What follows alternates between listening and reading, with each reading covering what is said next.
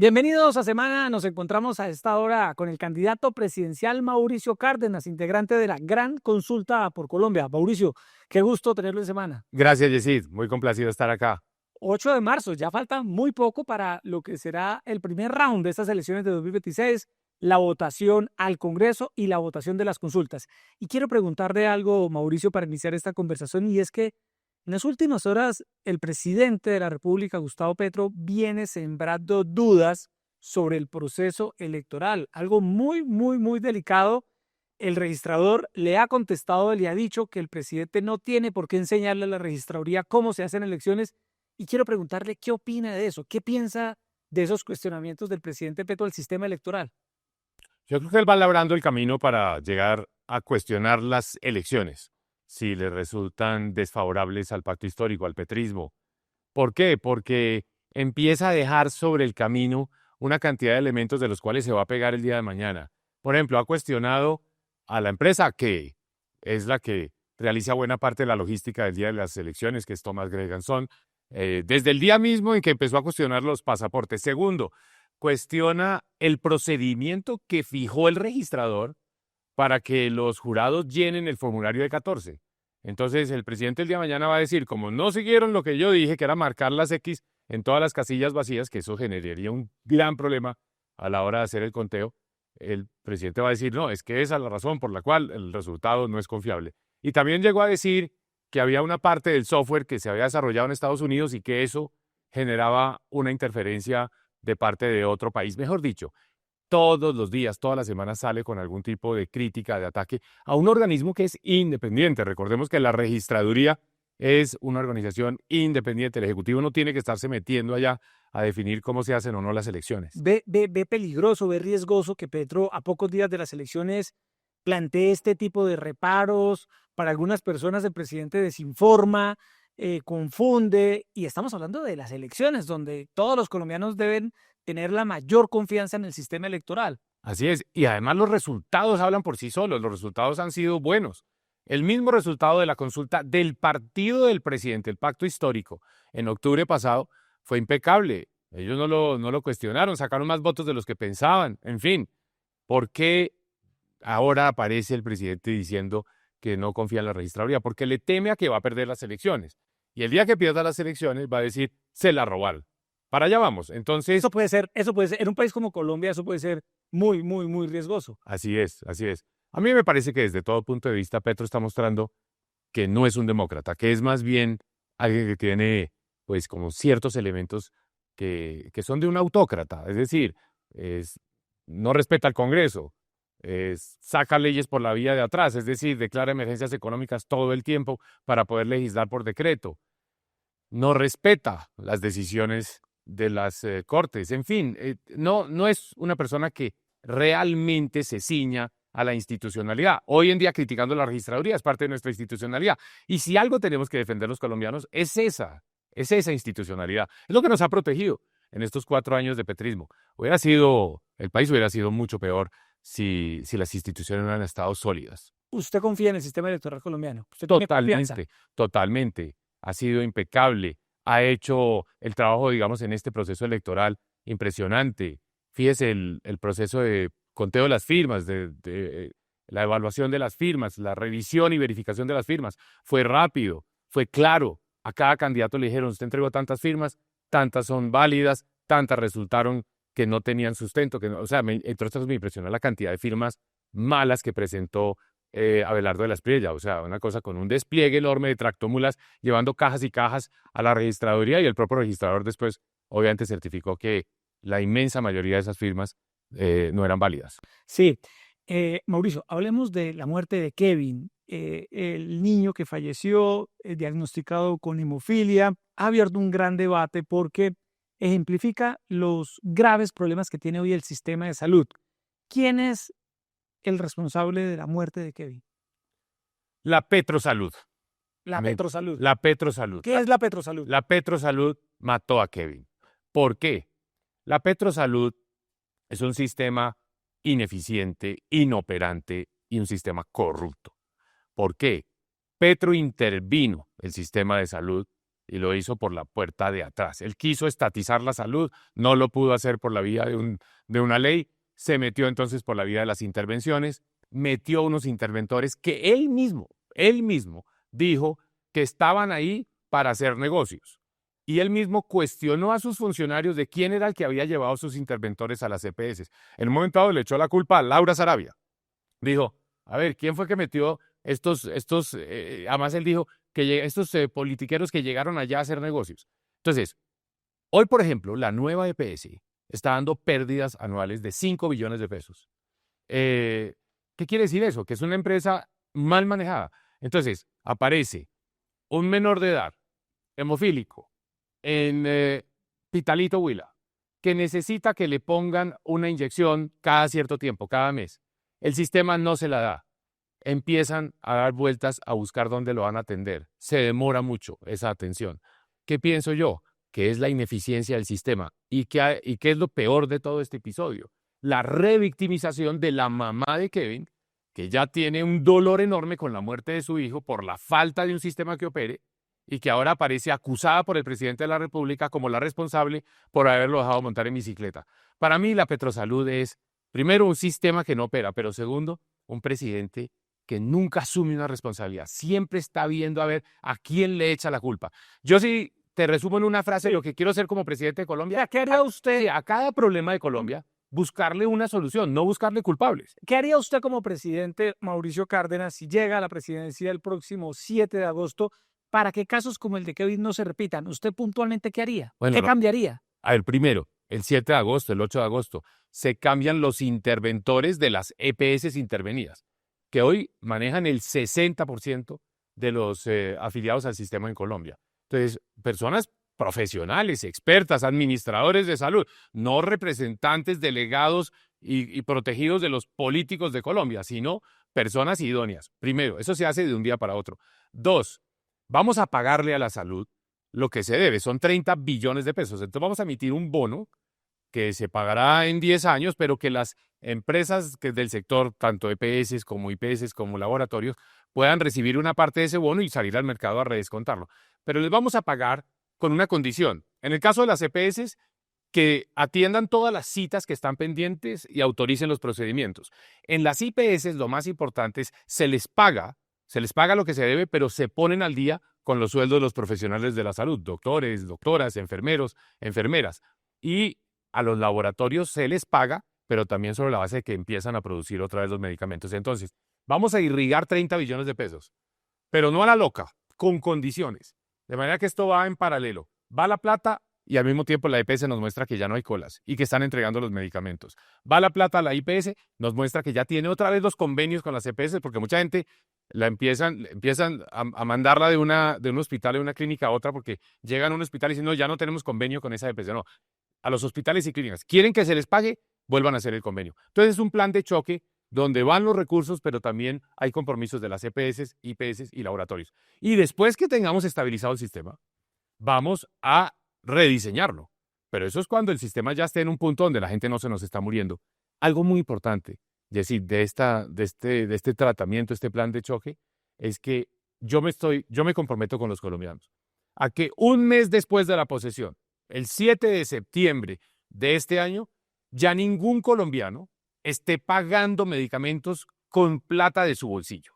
Es decir, la plata está atrapada, la tienen atrapada esas EPS y esos interventores. Nosotros la vamos a destrabar y le vamos a entregar los medicamentos en un mes. Si en un mes yo no he logrado entregar los medicamentos a los colombianos, salgo a la Plaza de Bolívar y pido disculpas, porque me comprometo a que en un mes ya nadie tiene que pagar medicamentos en Colombia porque el sistema los tiene que pagar y se los tiene que dar a la gente. Mauricio, hoy todas las encuestas o la mayoría de las encuestas muestran que Iván Cepeda puntea en las encuestas de intención de voto junto con Abelardo de la Espriella. Iván Cepeda, el candidato de la izquierda, el candidato que enarbola las banderas del presidente Gustavo Petro. ¿Cómo está viendo usted Iván Cepeda en esta campaña? Yo lo veo como un avestruz, lo veo muy escondido, como que no saca la cabeza. Se paran unas tarimas en unos eventos que están totalmente orquestados por el gobierno, lee un discurso, pero no está dando la cara, no está en los debates. Yo he invitado muchas veces a Iván Cepeda a que salga a hacer un debate con quien quiera como moderador, en el sitio que quiera, a la hora que quiera. Demos una discusión. ¿Por qué? Porque él escondido, él simplemente habla de unos temas muy generales. No lo he visto por, digamos, la primera vez dando una declaración sobre la situación de la economía colombiana, el manejo de las finanzas públicas bajo el gobierno de Petro. No lo he visto entrar en los detalles de cómo en Colombia se va a recuperar la salud, de qué va a hacer en la lucha contra la corrupción, cómo vamos a hacer para que no haya más Olmedos. No da esa discusión, está muy protegido por todo ese andamiaje que representa el gobierno. Es una candidatura impulsada por el gobierno y particularmente por Gustavo Petro. Muchas veces parecería que el candidato es Gustavo Petro y no Iván Cepeda. ¿Será que hay algo así? ¿Hay algo detrás?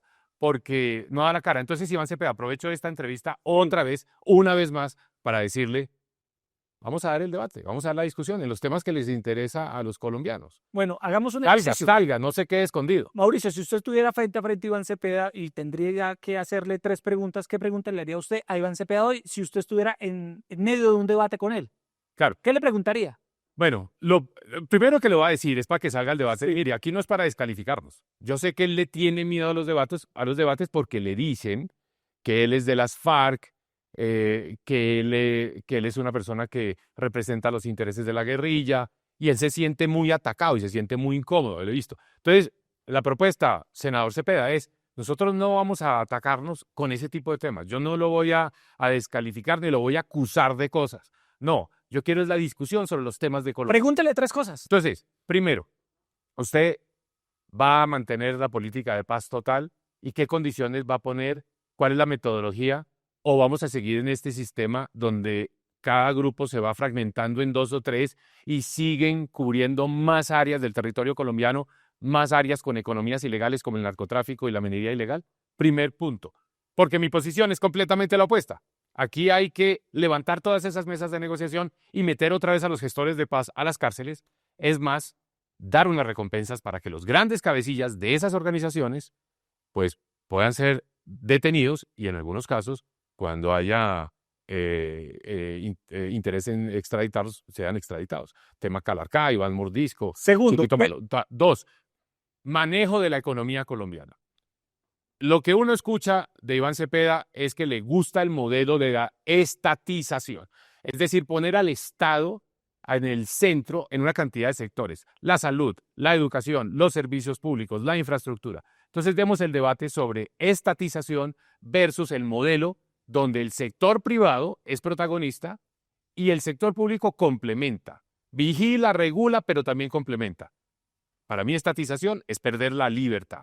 Y estatización, en el fondo, es un eufemismo para decir esos politiqueros que hoy día manejan las EPS, los de las intervenciones en las EPS, esos politiqueros van a manejar los cupos en las universidades, los servicios públicos, quién tiene acceso o no. Eso es estatizar, es darle el poder de decisión al político, en vez de tenerlo de este lado. ¿Y el tercer tema que le preguntaría, cuál sería? Bueno, yo quisiera preguntarle sobre las relaciones internacionales y muy particularmente las relaciones con los Estados Unidos.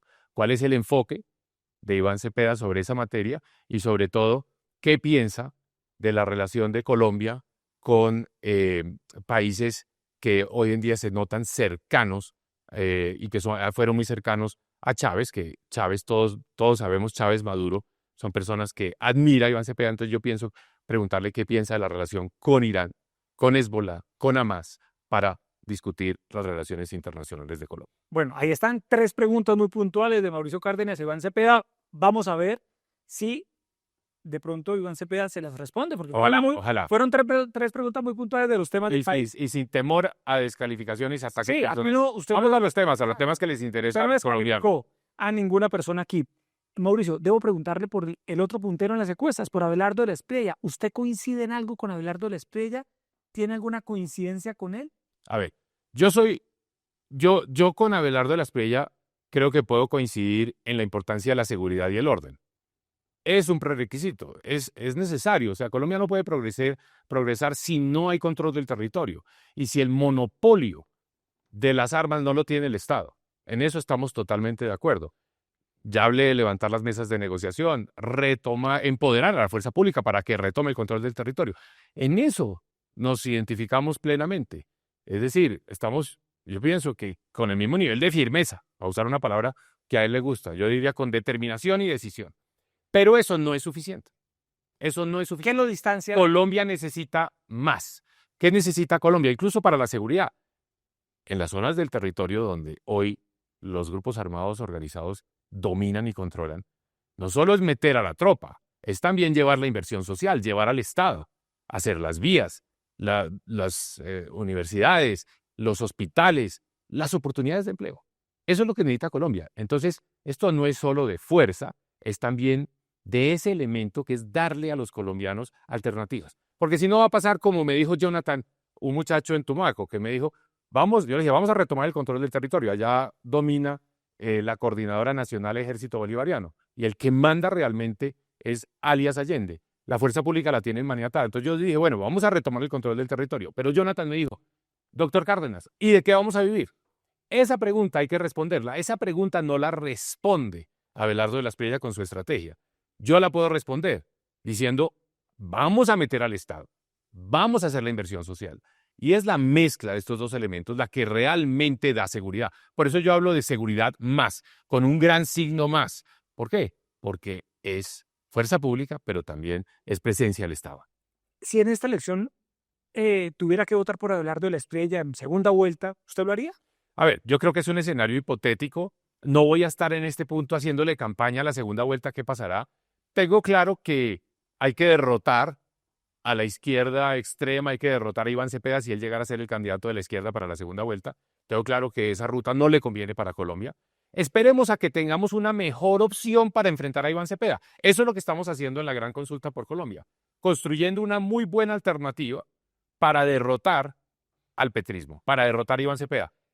En el escenario hipotético que usted plantea, bueno, llegará ese momento y veremos, analizaré. Pero mi mensaje claro y contundente, aquí ante todo se trata de derrotar a Cepeda. Hablemos de la gran consulta, Mauricio. Muchas personas dicen que Mauricio Cárdenas fue el arquitecto detrás de esta coalición, que logró juntar a personas distintas que tienen trayectorias diferentes y que los une al final un mismo propósito.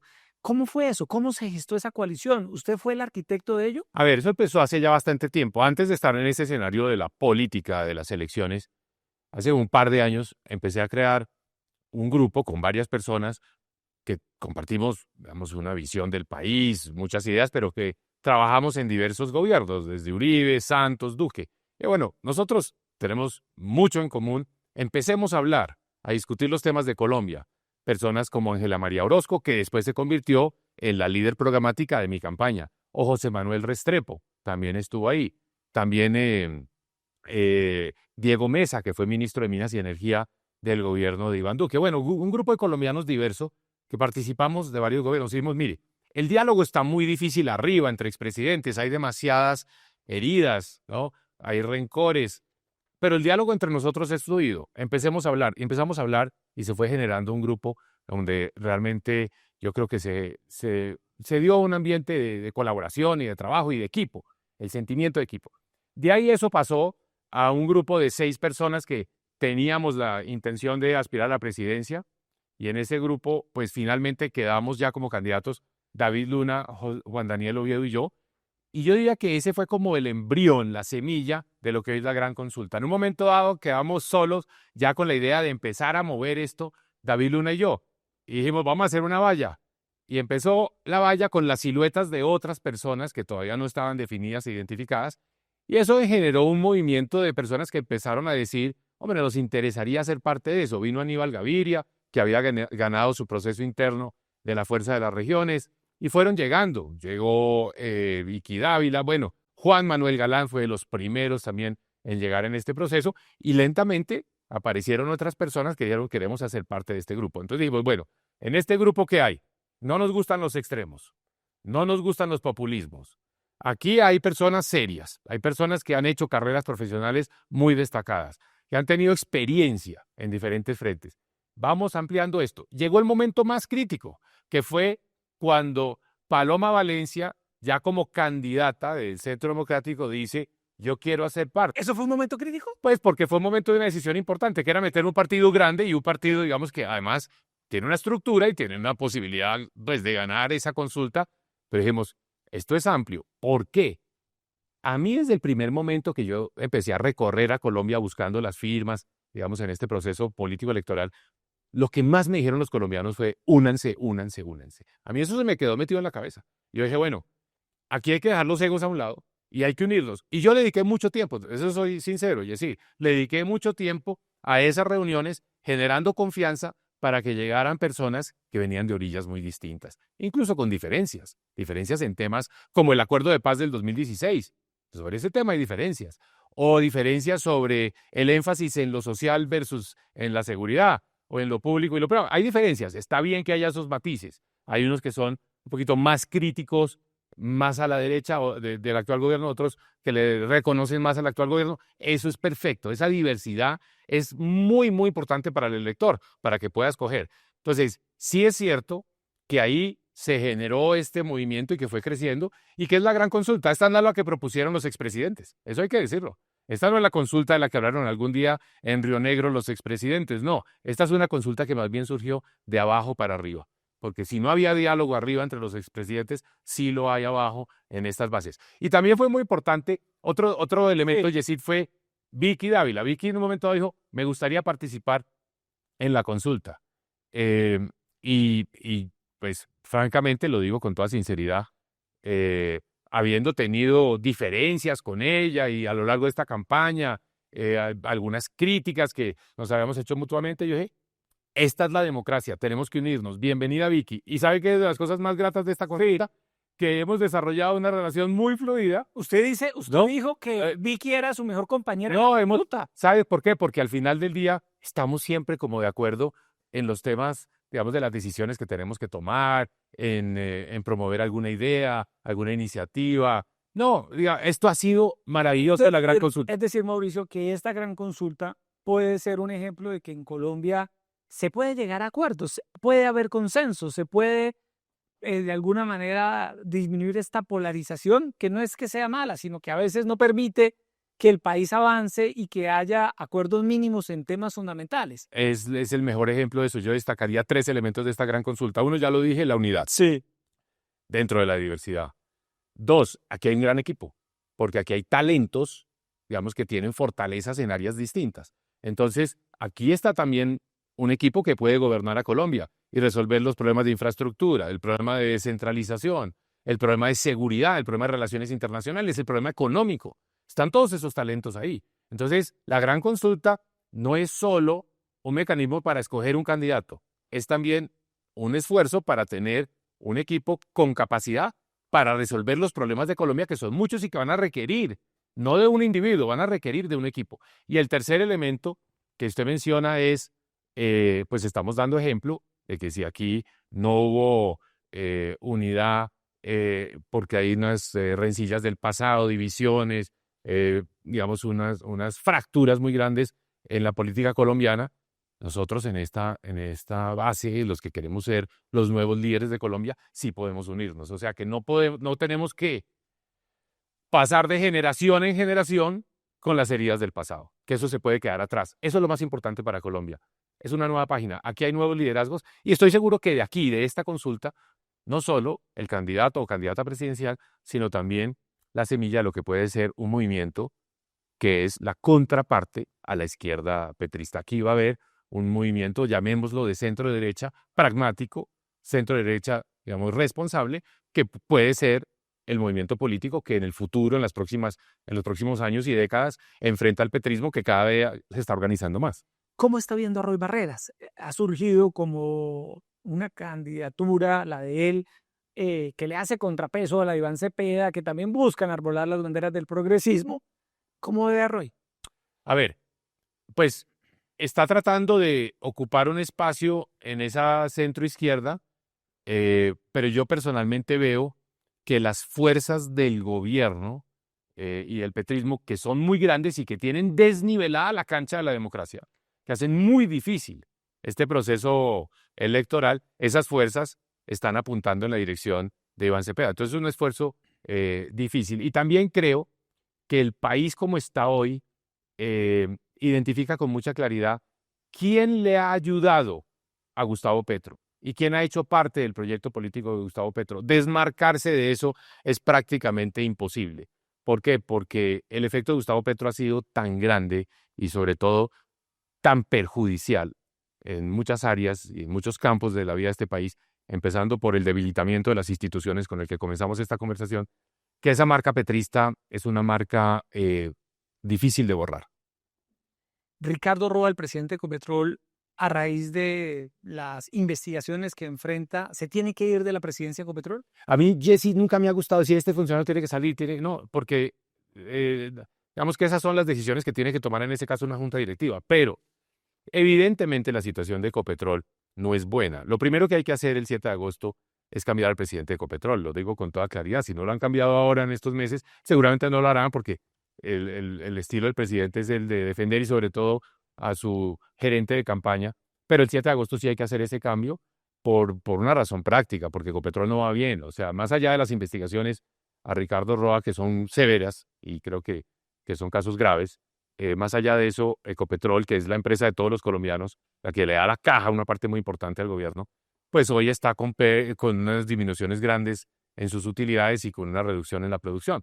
Yo digo que en mi época como ministro de Minas y Energía, Colombia producía 1 millón de barriles de petróleo por día. Hoy produce 750.000. Es decir, perdimos 250.000 barriles de petróleo por día. Esos son 6.000 millones de dólares al año. Son 2 metros de Bogotá. O sea, la disminución en los ingresos del petróleo de Colombia anualmente darían para hacer 2 metros como el de Bogotá, que es una cosa absurda. Colombia podría estar produciendo mucho más petróleo, pero la ideología se metió en la política energética y Ecopetrol y el país está viendo las consecuencias. Usted fue ministro de Minas, entre otros cargos en el estado que ha tenido Mauricio. ¿Colombia está a punto de un apagón? Hay un riesgo muy alto, sobre todo si se da un fenómeno como el del Niño, y puede pasar a partir del próximo año. Los estudios técnicos, afortunadamente este es un tema, digamos, de números, que lo hace XM, que es la empresa que se encarga de, digamos, coordinar el mercado eléctrico colombiano. Lo que está diciendo XM es, hay un riesgo de apagón en el cuarto trimestre del año 2027, y para ese momento, si llega a haber un Niño fuerte, el país tiene un déficit de 400 megavatios de capacidad de generación de energía eléctrica instalada. Eso es más o menos una hidroeléctrica como la del Quimbo en el Huila o como la de la Miel en Caldas. Eso es lo que le falta a Colombia. Pero ¿qué pasa? Usted no puede salir a construir capacidad de generación de energía de un día para otro. Tiene que adelantarse. Entonces esto tiene que resolverse hoy. No podemos esperar a que este problema revienta. Cuando revienta ya no hay nada que hacer. Tenemos que resolverlo ya. Entonces, ¿qué voy a hacer yo? 7 de agosto de este año se declara la emergencia económica y social ante la inminencia de un apagón. Usted declaró una emergencia económica. ¿Con qué propósito? Acelerar el proceso de expedición de licencias ambientales y de las consultas previas para que los proyectos que están atascados, demorados, que no han podido fluir, como los de las energías eólicas y solares en La Guajira, que no se han terminado, que ya debían haber entrado en funcionamiento hace mucho tiempo, puedan estar disponibles para evitar un racionamiento. Y también promovería, esto es muy importante, la necesidad de construir más pequeñas centrales hidroeléctricas, eso se llama las PCHs, y termoeléctricas, porque la energía solar y la energía eólica es muy importante, es muy necesaria, es parte de la necesidad de la transición energética, pero no es una energía firme. ¿Qué quiere decir eso? No es sólida, no es absolutamente confiable, depende si hay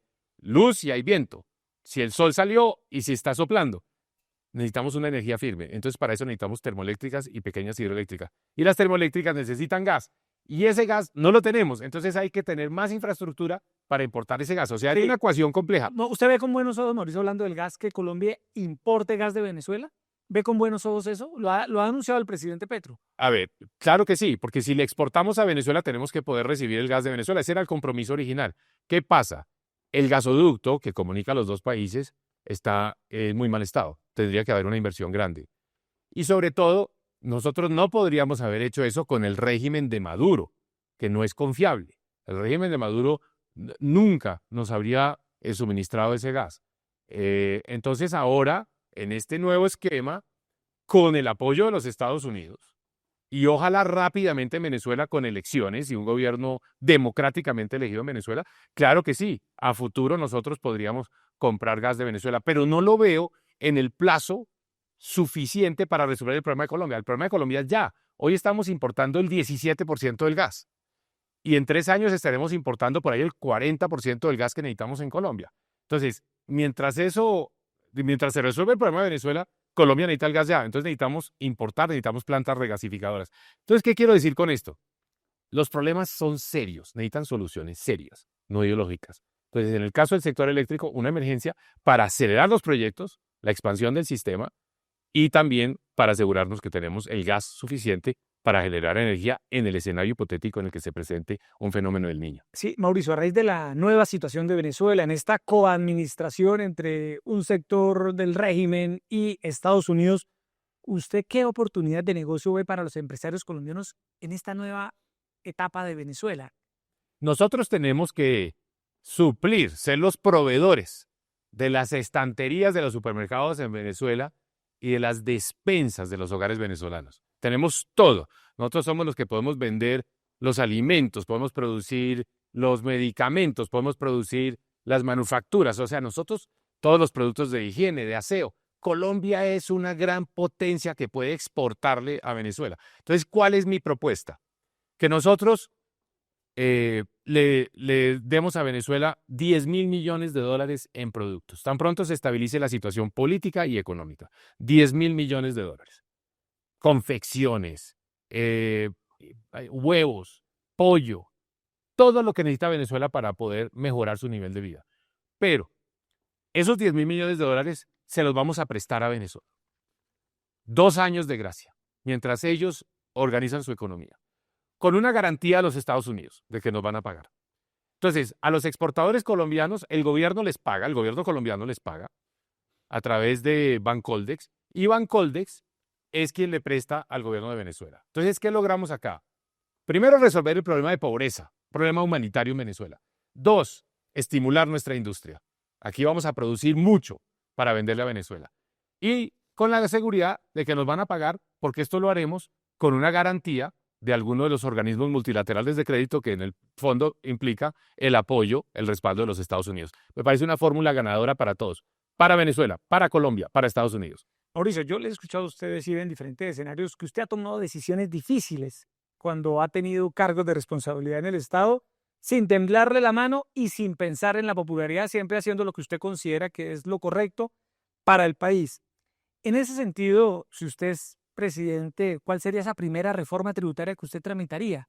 ¿Qué impuestos impondría? ¿Qué impuestos eliminaría? ¿A quién grabaría más? ¿A quién no? ¿Cuál sería esa reforma tributaria de un hombre como Mauricio Cárdenas, que pues no le ha temblado la mano para tomar medidas impopulares? Ahora no nos tiene que temblar la mano para otra cosa, y es para recortar el gasto. Pienso que la popularidad, el capital político con el que llega un presidente el 7 de agosto, hay que utilizarlo de una forma muy efectiva. Hay que dedicarlo a resolver los problemas más urgentes, más importantes. Hoy Colombia, más que reformas tributarias, realmente lo que necesita es un recorte drástico del gasto. ¿Cómo lo haría usted? ¿Qué recortaría? Entonces, además se lo digo por esta razón, porque no hay una reforma tributaria que pueda resolver el problema fiscal de Colombia. Es tan grande ese problema, el hueco, el roto es tan grande que ningún impuesto es capaz de llenarlo. Esto no se resuelve si no es con un gran recorte en el Estado colombiano. Entonces, ¿qué hay que hacer? Bueno, lo primero es cerrar entidades que no sirven. ¿Cuáles? El Ministerio de Igualdad es muy obvia. En las embajadas que se crearon en África, que fue parte de una gira diplomática que hizo Francia Márquez, que no tiene ninguna razón de ser, cerrar esas embajadas. Pienso que hay que cerrar unos fondos que el público no ve, pero que son más perjudiciales política y fiscalmente que muchas entidades. ¿Cómo cuáles? El Fonsecon, el fondo que maneja el ministro del Interior, con el cual reparte contratos y que están usándolo para estas elecciones. El Fonsecon se creó hace muchos años para apoyar los municipios de Colombia, las ciudades de Colombia, con equipo de seguridad, las cámaras, por ejemplo, o las patrullas. Para eso era el Fonsecon, lo manejaba el Ministerio del Interior. ¿Hoy qué hace? Contratos y convenios con juntas de acción comunal para construir placahuellas. Eso lo debería estar haciendo, en primer lugar, el Ministerio del Transporte. No tiene que ser el ministro Benedetti haciendo contratos con juntas de acción comunal. Eso es politiquería, eso hay que acabar. El Fonsecón se acaba. Entonces ahí hay billones, ahí empieza el recorte y el país no lo ha sentido. Esa es la gran ventaja. Ahí no hay dolor. Esto es un cirujano Otro con un, ministerio. es un cirujano con un bisturí que empieza a quitar grasa. Sí. No es la motosierra de Milei, es bisturí. Bisturí, o sea, en vez de motosierra, bisturí. Es bisturí, sobre todo porque al ciudadano colombiano esto no le debe doler, no debe sentir nada. Simplemente estamos quitando una grasa. Le voy a decir una grasa grande que hay. ¿Cuál? Se llama contratos de prestación de servicios. ¿Usted los acabaría? Voy a decirle cuáles son las cifras. El año pasado fueron 190.000. En mi época como ministro de Hacienda eran 45.000. Yo digo, oiga, en 7 años pasamos de 45.000 a 190.000. 45.000 seguramente era lo que necesitaban las entidades para poder operar. 190.000 es lo que necesita el gobierno para hacerse reelegir. Esos 190.000, uno ya sabe qué están haciendo.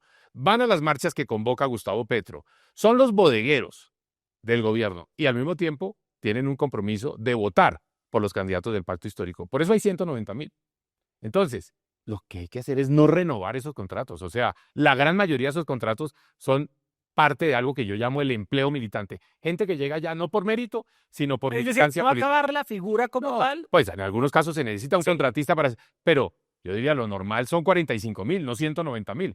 Y lo más impresionante, Sí. ¿sabe cuántos de esos contratos se firmaron entre el 1 y el 31 de enero de este año? O sea, hace nada, el día que empezaba la ley de garantías, porque sabían que hay que ¿Cuántos? acabar, 131.000. Es una locura, es una locura. Eso cuesta mucha plata. Los que se firmaron en enero cuestan 6 billones de pesos. Entonces, ahí hay 6 billones de pesos metidos a la politiquería. Entonces, parte del ajuste fiscal es, señores, esto no va más. ¿Por qué requiere esto capital político? Porque obviamente esas 100.000, 130.000 o 150.000 personas van a salir a la Plaza de Bolívar a protestar porque no le renovaron sus contratos. Eso requiere capital político. Vamos a explicarle a Colombia. ¿Y cómo se lo vamos a explicar? Cada peso que nos ahorremos en esos contratos de prestación de servicios es un peso más que le vamos a meter a la salud de los colombianos. Ahí está la plata de la cita que no le han dado, del procedimiento que no le han autorizado, del medicamento que no le han entregado. Ahí está esa plata. Entonces, pueden salir a protestar a la Plaza de Bolívar los contratistas, que además ganan cada uno. No crean que esto es salario mínimo, estos son 5, 7, 10, hasta 15 millones de pesos al mes, son los contratistas. Entonces, ahí está la plata de la salud que a usted le está faltando. Mauricio Cárdenas, ¿eliminaría el 4 por mil? Sí, sí. Yo tengo 2 propuestas tributarias. ¿Lo eliminaría de inmediato? apenas? No, vamos a hacer, esto hay que hacerlo gradualmente porque tenemos que ir también, pues, consultando la realidad fiscal del país. Es que siempre se ha prometido que en campaña acabar el 4 por mil, Sí, pero al final no lo cumplen y la gente dice, ¿por qué este impuesto, que era transitorio, quedó sí. permanente? Y porque ahora sí. Esa es una Porque pregunta ahora muy sí que importante. puede. Porque ahora sí. Esto lo adoptaron muchos países en el mundo al mismo tiempo, que fue por allá en el año 2000. Eso es cuando entró en escena este impuesto a las transacciones financieras. Brasil lo acaba de desmontar en el 2019. Y la evidencia que hay de Brasil, Malasia también, es que esto inmediatamente generó un efecto de incluir más en el sistema financiero a las personas que están usando mucho efectivo. Y el efectivo es un problema, porque el efectivo es lo que se usa para la corrupción. El efectivo es parte de la economía ilegal en Colombia. El efectivo es reflejo de la informalidad. Entonces, en la medida en que haya más transacciones financieras, y eso se logra si se elimina el 4 por mil, va a haber más transparencia, más visibilidad. Y en un país como Colombia, más seguridad, porque parte del problema de que atracan a la gente es porque le quieren robar el efectivo a la salida del banco. Entonces, esto nos va a ayudar en seguridad y en crecimiento económico. ¿Cómo lo vamos a hacer? Un desmonte gradual, gradual. 4, 3, 2, 1, 0. Empezamos 4, que es donde está hoy, y terminamos en 0 en el año 2030. Vamos quitando un punto por año. Y el impuesto de renta, ese sí es de un solo golpe. Vamos a bajar el impuesto de renta de las empresas del 35, donde está hoy, al 30%. Y eso le va a dar a las empresas colombianas más margen de acción para recuperar la inversión, que es Y parte para de lo las que... personas naturales, No, las personas naturales por ahora no vamos a hacer cambios, con una excepción muy importante. Se elimina el impuesto de patrimonio a personas naturales. Yo como ministro de Hacienda eliminé el impuesto de patrimonio a las sociedades, que fue un paso muy importante. Por cierto, Petro lo quiere meter otra vez, ahora a través de la emergencia económica, la de las inundaciones en Córdoba. Nosotros eliminamos el impuesto de patrimonio a sociedades. Llegó la hora de eliminarlo a personas naturales. ¿Por qué? Porque las personas de capitales y patrimonios muy altos se han ido a residenciarse en otros países y por lo tanto pues no están pagando impuestos en Colombia. Entonces se elimina ese impuesto de patrimonio a personas naturales. Entonces usted me podría preguntar, bueno, ¿cómo va a cuadrar las cuentas si bajan los impuestos y al mismo tiempo tenemos un problema fiscal tan grande? El recorte de gasto tiene que ser severo. Y ahí sí no hay gradualidad. En el recorte de gasto, como tenemos que mandar un mensaje creíble de confianza al mundo, el recorte de gasto tiene que ser muy radical, muy directo, muy de frente. No es una cosa que se va a dilatar en el tiempo. Por ejemplo, esto de los contratos de prestación de servicios o el cierre de entidades tiene que ser en un corto plazo. Esto no es para diferir en el tiempo. Mauricio, unas preguntas finales en esta conversación con usted. ¿Usted le daría continuidad a algún proyecto de Petro con el que usted simpatice? ¿Ve alguna iniciativa de él que en medio de la diferencia usted diga, bueno, yo le daría continuidad, lo ajustaría, pero me parece que está bien? Bueno, yo empiezo diciendo, reconociendo los problemas de Colombia, Sí. que llevaron a Petro a ganar las elecciones, con la necesidad de un cambio, con una cantidad de colombianos que no se sentían escuchados, que no eran tratados con toda la dignidad. Yo pienso que eso llegó para quedarse, en eso tenemos que aprender. Colombia, el presidente tiene que ser uno solo para todos los colombianos, no para un grupo, no dividir. Entonces yo de las cosas que he hecho en esta campaña es reunirme con colombianos, no solo que votaron por Petro, sino que hicieron parte de la primera línea, entender sus preocupaciones, sus necesidades, sus angustias. También están frustrados hoy porque no las vieron, digamos, evolucionar, no se las resolvieron. Entonces, para ellos hay que gobernar. ¿Eso qué quiere decir? Educación y sobre todo oportunidades laborales. Entonces, lo primero que yo destacaría de Petro es eso, es reconocer un país que ha estado excluido, sobre todo regiones de Colombia. Y por eso la inversión social tiene que estar concentrada en esos sectores y en esas regiones de Colombia. 2, a los colombianos de la tercera edad, el subsidio de 250.000 pesos mensuales, que se hubiera podido hacer hace mucho tiempo simplemente metiéndolo en el presupuesto. Lo pusieron ahí como una zanahoria en la reforma pensional. Independientemente de la evolución de la reforma pensional, hay que mantenerle a usted, al colombiano de más de 65 años en condición de pobreza, un apoyo mensual de 250.000 pesos. Eso también lo haría. Y lo tercero, creo que es algo en lo que todos los colombianos tenemos que ser muy conscientes. Ya no tiene reversa el aumento del salario mínimo del 23%. Lo hizo Petro a las patadas. Lo hizo porque no consultó las necesidades de los empresarios. Entonces, ¿ahora qué hay que hacer? Hay que decir, bueno, ya se está pagando ese salario mínimo, ahora hagámoslo viable. Entonces, hay que ir a las empresas a decir, ¿qué tenemos que hacer por ustedes para que no despidan trabajadores? Eso es lo que falta. Y ahí es donde yo propongo el régimen simple de tributación ampliado. Para el tendero, para el microempresario, usted con un solo pago de un solo impuesto, que se llama el régimen simple o el monotributo que creamos también nosotros, con un solo pago incluye ya su aporte a el impuesto de renta, el impuesto de industria y comercio, que es oneroso, y esto es lo novedoso, el aporte a pensiones de los trabajadores que usted tiene contratados. En un solo pago quedan cubiertos todas estas obligaciones. Eso lo hizo Brasil, está dando muy buenos resultados. Entonces, mantenemos el salario mínimo, pero en unas condiciones que le permitan a los empresarios de Colombia mantener el empleo.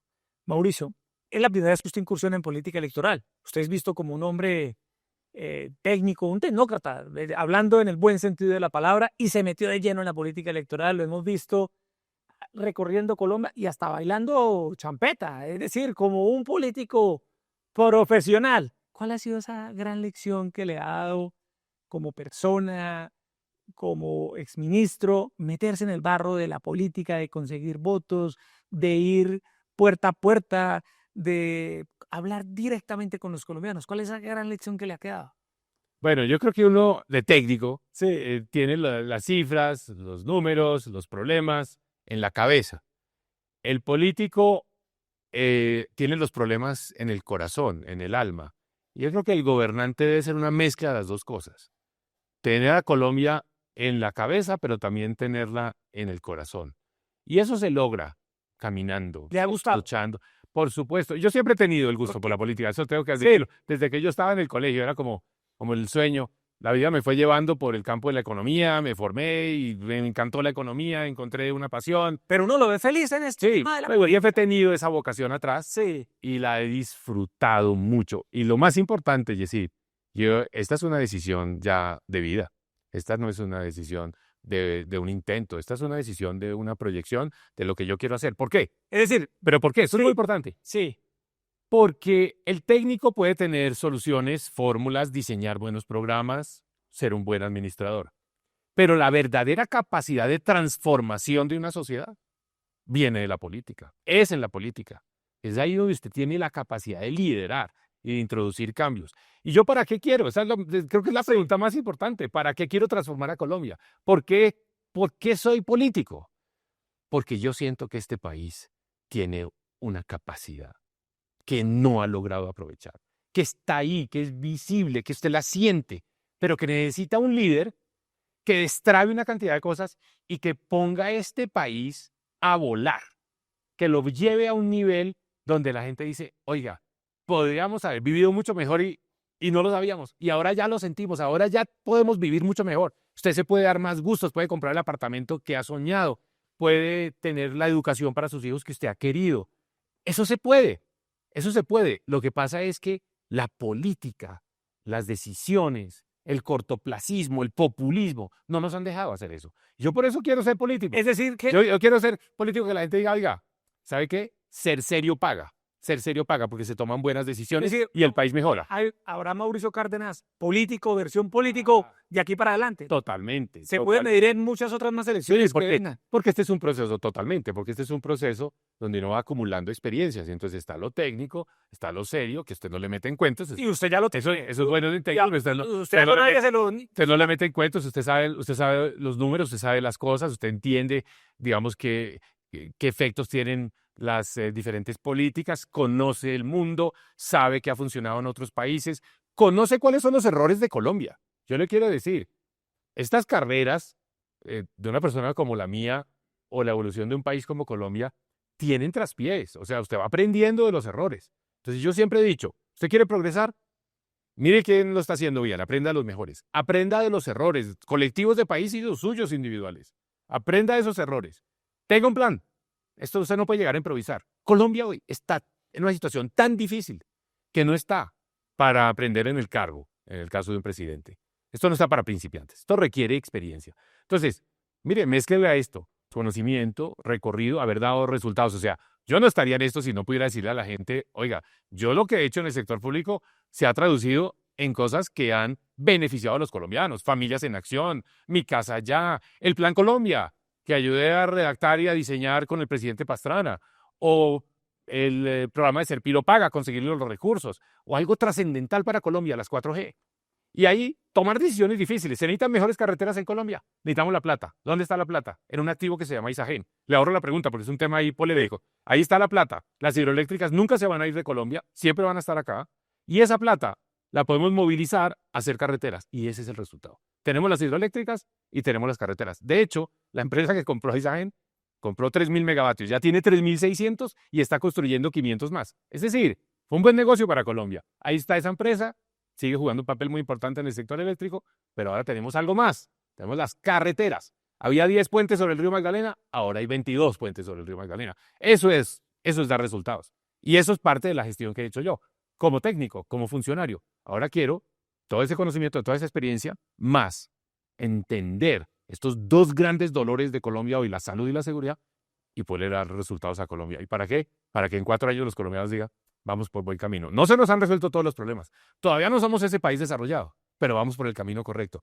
Y su vida, su ingreso, su bienestar, su satisfacción haya mejorado. Por eso quiero ser presidente de Colombia. Mauricio, gracias por este espacio en semana. Ha hecho usted un paneo por todos los temas, explicando sus propuestas, destacando la gran consulta, advirtiendo los riesgos de esta arremetida de las últimas horas de Gustavo Petro contra la registraduría, y vamos a estar muy atentos a los resultados del 8 de marzo, la primera vez que su nombre aparecerá en un tarjetón y la primera vez que usted se va a contar, usted que es un hombre de números, ese día se va a contar. Entonces acompáñeme con su voto, que este es un proyecto del cual usted nunca se va a arrepentir y siempre va a estar diciendo, ese fue un voto, ese fue un muy buen voto. El voto por Mauricio Cárdenas, el número 1 en la gran consulta por Colombia. Y a todos ustedes, gracias por estar con Semana. Sigan con todas las noticias de Colombia y del mundo en semana.com.